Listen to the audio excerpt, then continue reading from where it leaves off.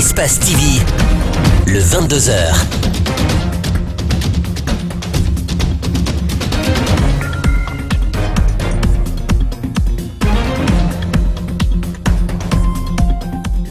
Édition spéciale. Bonsoir à tous, bienvenue à ce rendez-vous d'information.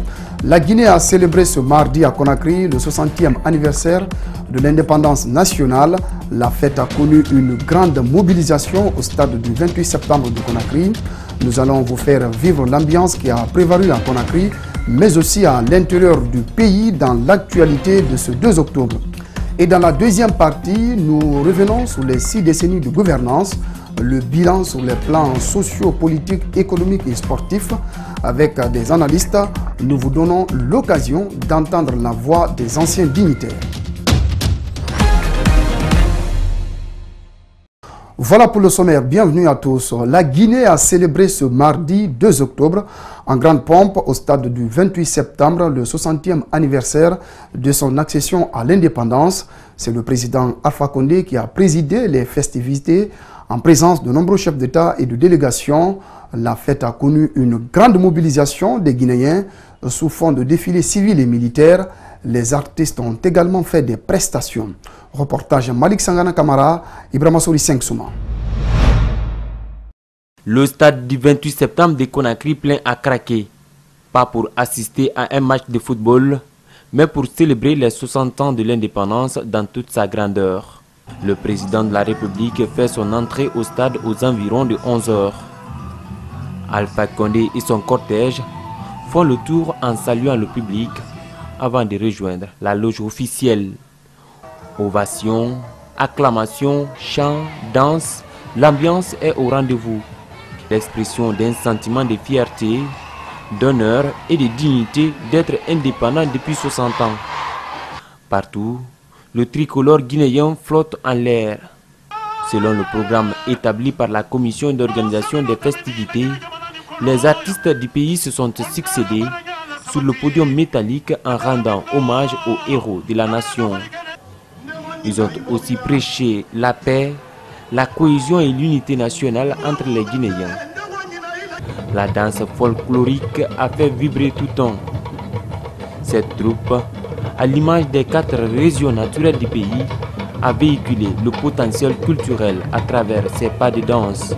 Ensemble, tous debout, l'hymne national est chanté avant de débuter le défilé. Ordonné, aligné l'une après l'autre, chacune des corporations socio-professionnelles est munie de ses pancartes. C'est le défilé civil qui commence. Ensuite, le défilé militaire, paramilitaire, sous le son des fanfares avec une discipline absolue.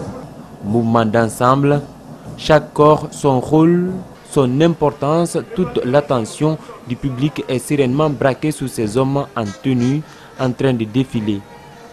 Place à la présentation des engins roulants des forces de maintien d'ordre et des forces armées. Ils sont nombreux et divers. Une occasion pour la Guinée de démontrer ses capacités sur le plan des armements. 13h51, le président de la République, professeur Alpha Condé et ses homologues venus assister à ces festivités vont se retirer, ce qui va mettre fin au défilé. Peu avant cette forte mobilisation au stade du 28 septembre, Alpha Condé, comme il est de coutume, a posé une gerbe de fleurs à la place des martyrs. Cet acte symbolique est une façon de rendre hommage à tous les héros et martyrs qui ont combattu pour sortir la Guinée du joug colonial. Abdourahmane Ba, Amara Alexis Silla. Le président de la République à la place des martyrs pour la pose de la gerbe de fleurs. C'est le premier acte d'hommage de cette journée de fête nationale. Et la jeunesse surtout doit savoir qu'en 1958, la Guinée a été le seul pays qui a osé dire non et demander l'indépendance. Et surtout, l'unité d'action des différents leaders politiques, c'est-à-dire le président Sékou Touré, Bari Diaondo et Bari III, ont su tous les trois se donner la main. Et donc ça veut dire que lorsque son destin est en jeu, le peuple de Guinée sait s'unir, se donner la main pour faire face à son destin. Ce geste traditionnel annonce les couleurs de la fête qui connaît la présence de plusieurs chefs d'État. 60 ans d'indépendance, la Guinée doit tirer les leçons de son passé et prendre des précautions pour le futur. Il faudrait qu'on arrive maintenant à tirer les leçons, comme l'a dit le chef de l'État, aller dans le sens du pardon pour que la Guinée puisse profiter de ses potentialités, de ses richesses. Le message que j'ai adressé au peuple guinéen, c'est d'abord souhaiter à ce peuple une joyeuse fête d'anniversaire de l'indépendance. Je demande à cette population de la Guinée d'accepter de se donner la main pour le développement de notre pays. En ce jour de fête, les citoyens ainsi que les personnalités de l'État ont tous le même discours, l'unité des Guinéens. Et puis, à la veille de la fête du 2 octobre, le chef de l'État a fait la traditionnelle adresse à la nation, en reconnaissance du rôle joué par les anciens, les défis à relever. Alpha Condé a une nouvelle fois demandé pardon aux victimes des différents régimes qui se sont succédés. Mamadou Sadio Baldé revient sur les moments forts de cette intervention du chef de l'État. Suivez. Cette indépendance est un acquis irréversible pour notre nation et pour les futures générations qui rêvent d'un continent susceptible de prendre en main son propre destin. Prendre en main son propre destin, les premiers l'ont fait. Unis, ils ont réussi à dépasser leur clivage pour se concentrer sur l'essentiel. Je voudrais également, au titre de notre histoire commune, rendre un hommage particulier au premier président qui a conduit la Guinée à l'indépendance, le président Ahmed Sékou Touré, que Dieu son âme. Dans l'exercice de ce pouvoir, des dérapages ont été commis, reconnaît le président Alpha Condé. Au nom de tous ceux qui m'ont précédé à cette haute fonction, j'assume tout et je vous invite à continuer la longue marche pour la construction de ce pays promis à un bel avenir. À tous, je demande pardon pour les actes regrettables commis pendant ces dernières années. Et j'invite chacun d'entre vous au courage pour la suite de nos entreprises qui restent à accomplir. Des défis s'imposent au gouvernement, l'administration se fera le devoir de jouer pleinement son rôle. Dès ce mois d'octobre, nous allons amplifier l'utilisation des femmes dans le cadre de MIFA et lancer un vaste programme d'emploi jeunes. Aujourd'hui, la Guinée porte de nombreux projets pour son développement. En témoigne la réhabilitation des routes et voiries urbaines, la construction de nouveaux barrages, l'installation des infrastructures sanitaires dans tout le pays. 60 ans d'indépendance, 2 points à retenir. D'abord, malgré les événements, la capacité du peuple guinéen à surmonter toutes sortes de divisions pour renforcer son unité face à son destin. Ensuite, le courage, la détermination, voire la témérité du peuple guinéen lorsqu'il s'agit de son avenir. Le mouvement syndical a été complètement ignoré par le chef de l'État. Peut-être qu'avec le résultat issu des négociations, il reviendra à la surface. Les leaders politiques saluent la commémoration du 2 octobre.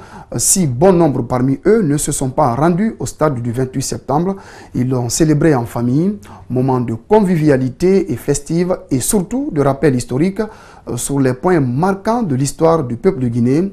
Ils ont profité pour appeler à la paix et à la réconciliation nationale. Alseni Bari, Ibrahima Souri Kamara. Nous retrouvons Ousmane Kaba chez lui, en train de regarder les festivités de l'indépendance à la télévision nationale. Le pays s'affirme et s'assume. Le nom au colon blanc, certes, a eu de lourdes conséquences pour le pays. Mais l'histoire de la Guinée, qu'elle soit douloureuse ou glorieuse, mérite d'être assumée. Aujourd'hui, il faut le pardon, il faut la réconciliation nationale. Mais cette réconciliation nationale ne peut se passer que si les Guinéens assument leur histoire. Chez l'ancien ministre Makanira, l'homme est habillé à l'effigie du soixantenaire. Il n'a pas fait le déplacement pour le stade, mais le cœur plein de joie, il a un message pour la nation. Je voudrais, à l'occasion de cette fête, inviter tous les Guinéens, au-delà du symbole, qu'on puisse tirer le meilleur parti, les meilleures parties de notre histoire pour enraciner durablement l'unité, la paix qui peuvent booster le développement de notre pays. L'opposant Fayami Limono lui a préféré lire un discours dont nous utiliserons qu'un pan. Il salue la reconnaissance de notre histoire. Tout de même, il déplore le retard dans le décollage économique. Aujourd'hui, Il évoque les braves hommes qui ont œuvré pour la libération du pays. Toutes les personnes éprises de liberté, de justice à travers le monde ont apporté à la Guinée, n'est-ce pas, leur concours pour affirmer notre liberté. Cette journée donc, elle est pour tout le monde. Elle doit se fêter, pas seulement au stade du 28 septembre, elle doit se fêter dans toutes les familles guinéennes. Elle doit se fêter sur chaque mètre carré de ce pays. Les crimes ont été commis, mais restent impunis. Ces acteurs politiques sollicitent vérité et réconciliation pour que la Guinée assume mieux son histoire et l'enseigne aux futures générations. Direction l'intérieur du pays où les festivités se sont aussi déroulées. Dubrika n'est pas resté en marge de cette fête. La célébration des 60 ans de l'indépendance guinéenne dans cette localité a été l'occasion de rappeler la lutte acharnée qui a conduit à cette souveraineté nationale. Les messages de paix n'ont pas manqué à l'endroit des populations qui se sont fortement mobilisées à la cérémonie. Mohamed Damarou Kamara, Ibrahima Souma. Depuis leur loge, les officiels ont pu savourer le traditionnel défilé sous les résonances des fanfares et des percussionnistes. L'autorité de la ville saisit l'occasion pour inviter les populations à raffermir les liens de fraternité dans le strict respect des valeurs de la République. La population de Dubreka est une et indivisible. Il ne faudra pas qu'à cause de certaines considérations irrationnelles que l'on effrite le tissu social. Il faut l'éviter. Nos liens de parenté, nos amitiés et nos relations humaines doivent être préservés. 60 années de liberté et d'affirmation de l'identité nationale. Mais au-delà de cet aspect, à Dubreka, tout comme dans toutes les autres villes du pays, les grands défis de développement sont connus et ils ne sauraient être relevés sans l'implication de l'ensemble des couches sociales, a rappelé le préfet. Le bonheur et le changement qualitatif et quantitatif dont nous aspirons tous ne sera possible que si chacun apporte sa contribution en faveur de l'émergence de notre pays. Que chaque citoyen, selon sa responsabilité administrative et sociale, fasse convenablement ce qui lui est confié comme tâche. Indépendants depuis plus d'un demi-siècle, les populations de Dubreka, à l'instar des compatriotes aux quatre coins du pays, ont exprimé leur unité et toute leur fierté par une forte mobilisation et dans une atmosphère festive. À Boké, la place des Martyrs a connu la mobilisation totale des populations venues de toutes les collectivités de la préfecture. On voit tout cela dans ce reportage de Fodé Omar Kamara et Salif Lifo Sissé. Jeudi 2 octobre 1958, mardi 2 octobre 2018. Voici 60 ans depuis que le peuple de Guinée a accédé à la souveraineté nationale après 60 ans de domination française. Après le dépôt de gerbes de fleurs, les autorités locales de Boké se sont succédées à la tribune pour s'adresser aux populations mobilisées pour la cause. Après 60 ans d'indépendance, l'heure est venue que chaque Guinéen et Guinéen se remette en cause pour le mettre loin la violence sous toutes ses formes afin de préserver les acquis inestimables de notre indépendance. L'heure est également venue que les filles et fils de Boké se donnent la main dans la paix pour bâtir enfin un Boké émergent. Le gouverneur de Boké a rappelé les 60 ans d'humiliation et d'injustice des colons qui ont permis aux Guinéens d'ouvrir la porte à l'indépendance. Le 2 octobre 1958. Il est à rappeler que le vaillant peuple de Guinée, sous le leadership éclairé de ses élites, d'alors appelé à choisir entre le oui et le non à la communauté française, vota majoritairement non. À partir de cet instant, le destin du peuple de Guinée se dessina clairement. Le député national Mohamed Batawel Kamara est le fils de Sankumba Tawel, l'un des premiers députés et compagnons d'indépendance. Aujourd'hui, c'est un grand jour pour nous de voir après 60 ans qu'ils nous trouvent encore dans notre Kakandé natal et que nos papas ont été des devanciers qui ont conquis cette indépendance-là. À Boké, la mobilisation des populations a été une réussite pour ce 60e anniversaire de la Guinée.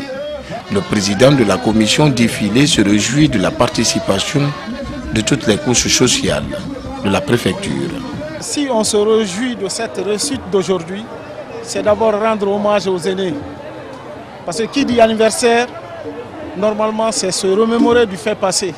Et quand on entend fait passé, c'est qu'il y a eu des artisans. Donc nous demandons au bon Dieu que nos aînés, nos dévanciers reposent en paix. Restons encore à Boké pour dire que la fête d'indépendance a connu un véritable engouement dans la ville. Les entreprises évoluant dans cette zone minière étaient aussi de la partie pour rendre belle ce moment historique de notre pays. Salif Lifo Sissé, Fatmata Bala ou Baldé.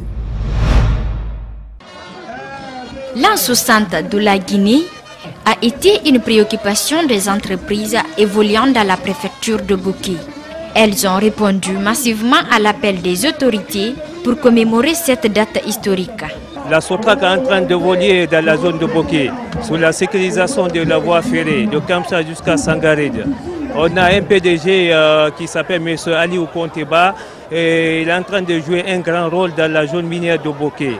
Cette fête anniversaire n'a pas laissé indifférents certains citoyens de cette ville cosmopolite qui, d'ailleurs, ont invité les uns et les autres à renforcer la cohabitation sociale entre les filles et fils de cette zone minière.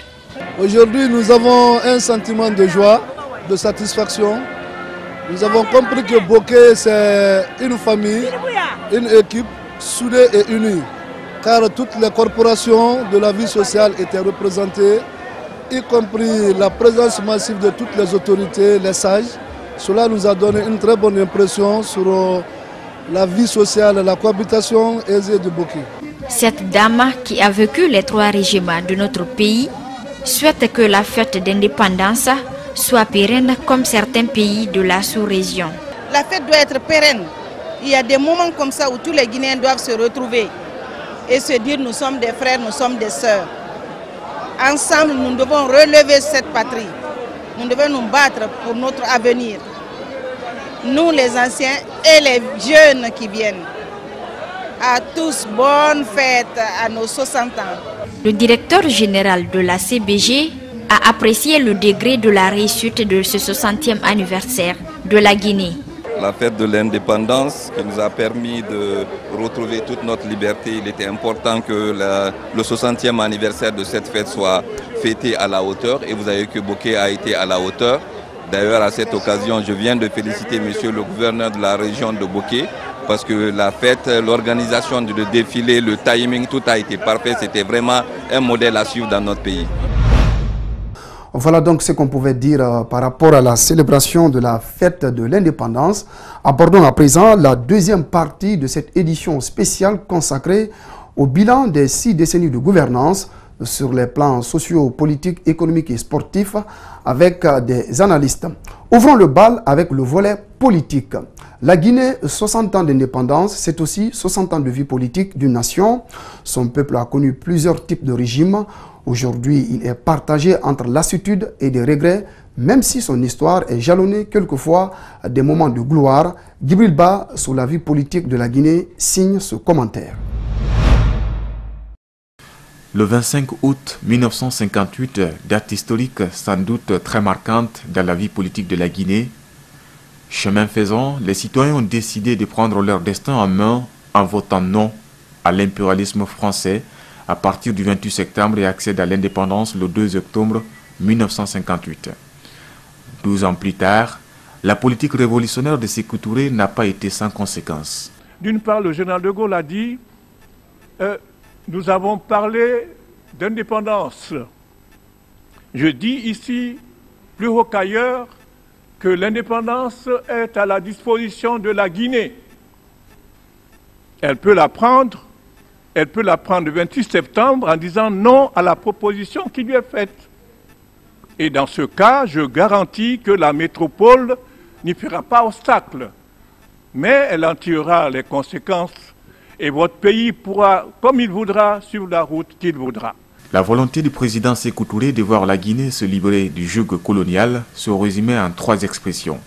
Non à la communauté française proposée à l'époque par le général de Gaulle, non à l'esclavage, oui à la coopération avec les Français. Ces propos, il les avait toujours martelés quand l'occasion se présentait. Avec la France, nous n'avons jamais eu de rupture réelle. Il y a eu l'incompréhension. Il y a eu même des animosités entre quelques groupes et nous. Mais quant au peuple français que nous connaissons, que nous admirons, il n'y a pas eu de rupture, il ne peut pas y avoir de rupture. La Guinée, jeune État qui venait à peine d'accéder à son indépendance, faisait face à des complots, des agressions, des mercenariats, tout cela pour déstabiliser la quiétude d'un peuple. Un peuple laissé à son sort, à son histoire, car le colon français avait tout emporté suite à la volte-face du camarade Ahmed Sékou Touré, qui a préféré la liberté dans la pauvreté qu'à la richesse dans l'esclavage. Aussi, la France s'oppose à toute idée de progrès de la nation guinéenne. Sékou Touré, isolé, abandonné, alors il va tenter de se tourner vers les pays de l'Est et entamer tout azimut un balai diplomatique vers les États-Unis. On a eu quand même une expérience extraordinaire avec Sékou Touré. Le pays était géré démocratiquement du sommet à la base. Il y avait des réunions dans tous les quartiers tous les vendredis, et ça montait comme ça jusqu'au bureau politique. L'histoire retiendra durant ces 60 ans de la vie politique de la Guinée un régime libéral prôné par Lansana Conté. Il a ouvert la voie au vent du multipartisme.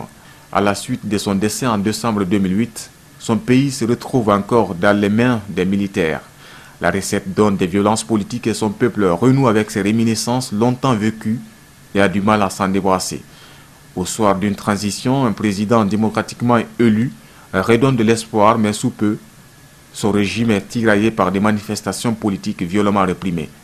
Alpha Condé avait pourtant promis de favoriser la réconciliation, peut-être incompris par ses adversaires politiques. D'une tension politique à une autre, la Guinée, malgré tout, a su pendant 60 ans se relever et ses fils, devant l'impossible, ont essayé de s'unir. Sur le plan économique aussi, le bilan est mitigé, le chômage bat son plein, le panier de la ménagère souffre. Nous sommes loin derrière des pays comme le Sénégal et la Côte d'Ivoire. Bref, le pays ne décolle pas, même si c'est une phrase qui choque le président Alpha Condé. L'économie guinéenne en 60 ans, c'est un reportage signé Mamadou Kalisso, Mamadou Aliouba. Au lendemain de l'indépendance de la Guinée, le pays a été sévré de toute aide et d'investissement par les Occidentaux, la France en tête. En 1984, la Guinée se tourne alors vers les pays de l'Est. Elle embrasse le socialisme. À la mort d'Ahmed Sékou Touré, la Guinée ne pouvait certes pas se comparer au Sénégal et à la Côte d'Ivoire qui ont bénéficié de l'appui des Occidentaux, mais le pays disposait d'une centaine d'usines et de manufactures. Il nous a laissé près de 140 usines qui fonctionnaient en 1984. Donc on peut dire que sur ce plan, compte tenu du contexte et du régime dans lequel on était, et des contraintes qui nous ont poussés à épouser telle ligne de conduite et tel modèle de développement économique, tant bien que mal, ça allait bien. À la prise de pouvoir par les militaires en 1984, l'économie guinéenne a subi un véritable choc. On est passé du socialisme au libéralisme, avec pour conséquence la fermeture de l'ensemble du système bancaire, le changement de signe monétaire. Pratiquement toutes les industries conçues sur le modèle socialiste ont fermé, le reste vendu. Une véritable désindustrialisation. Avec l'arrivée du programme d'ajustement structurel, tous les secteurs sociaux de base ont été privés de financement. Le bilan a été mitigé, à mon avis, parce qu'il n'y a pas eu une vague de création de nouvelles usines. Et ça aussi, il faut expliquer le contexte. C'est-à-dire qu'on ne crée pas une usine, surtout dans le système libéral, on ne crée pas une usine parce qu'on le veut. On crée une usine parce qu'il y a le marché. Or, sur beaucoup de produits, les marchés sous-régionaux étaient déjà saturés. Cet ancien ministre de l'économie, sous le régime Conté, tente d'expliquer les raisons de cet échec. Je pense que ce qui a manqué, c'est l'encadrement juridique, cela a manqué, c'est l'encadrement politique, cela a manqué, c'est une justice fiable, c'est un environnement habilitant. Sur le plan du régime Condé, les deux économistes ont des avis divergents. Dr Ousmane Kaba reconnaît certes une avancée sur le plan énergétique avec la réalisation du barrage hydroélectrique de Caleta, mais il accuse Alpha Condé de marginaliser les investisseurs privés locaux. Le chômage explose parce que, encore une fois, le rôle du secteur privé n'a pas été compris. Actuellement, il y a beaucoup de découragement en ce qui concerne le secteur privé national, même si par ailleurs on encourage le secteur privé étranger, mais uniquement dans le domaine minier. Cet universitaire soutient qu'Alpha Condé a hérité d'une situation économique catastrophique.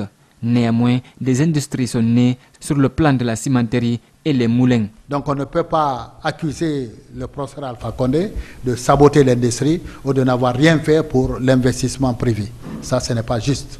Au contraire, il a fait beaucoup, mais comme je vous l'ai dit, il faut replacer chaque chose dans son contexte. Le contexte guinéen est très difficile, nous avons des retards sur tous les plans, surtout sur le plan économique, et nous avons surtout des retards dans le domaine infrastructurel, et ça c'est fondamental pour créer des industries, parce que quand on crée une industrie, il faut qu'il y ait le marché. Cap à présent sur le secteur agricole. La Guinée est dotée d'un grand potentiel agricole et surtout diversifié. Après l'indépendance, toutes les structures dans le domaine de l'agriculture sont tombées en chute libre.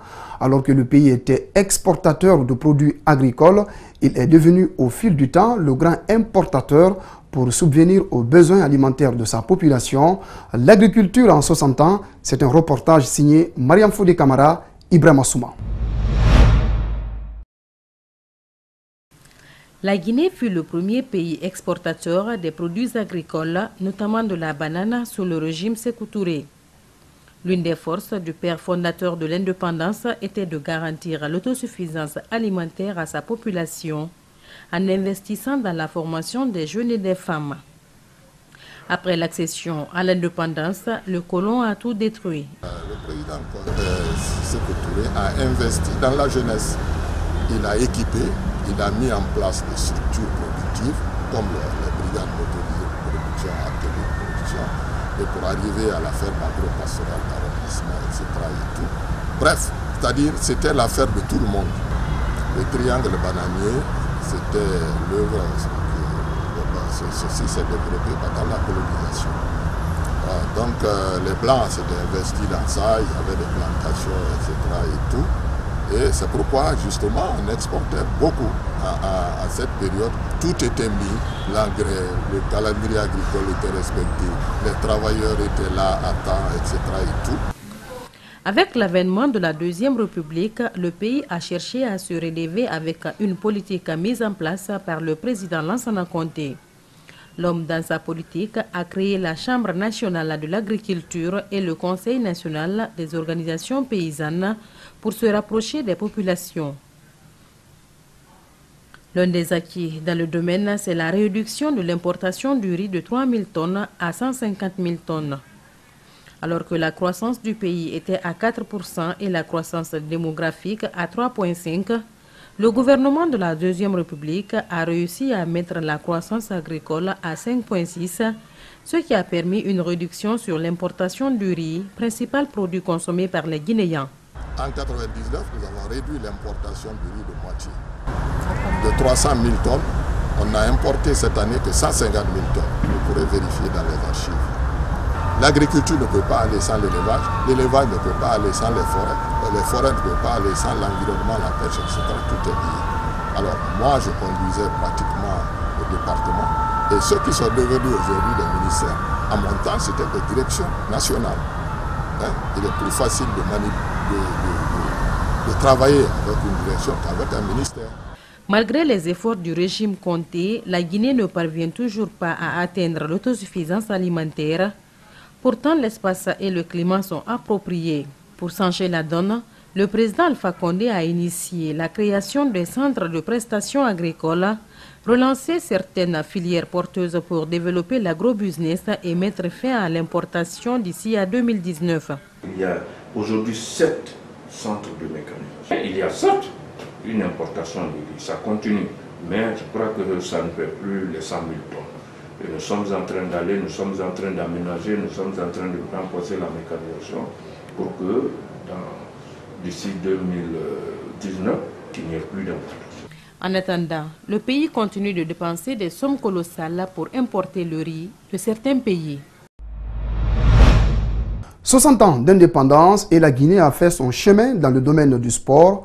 Entre réussite et échec, chaque génération s'est illustrée. Malheureusement, les défis à relever dans le secteur sont encore énormes. Reportage Abdoulaye Sadio Diallo, Ibrahim Awal Kamara, Kierno Sadouba. De 58 à 84, période de règne du premier régime, les sportifs guinéens ont servi avec patriotisme malgré leur faible rémunération.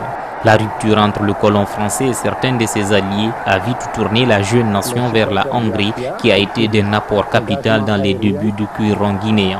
Le sport pratiqué alors était le sport de masse, les écoles et universités constituant les pépinières des différents clubs et des sélections nationales. La consécration guinéenne interviendra dans les années 70 avec son intégration dans la dynamique de l'Afrique indépendante.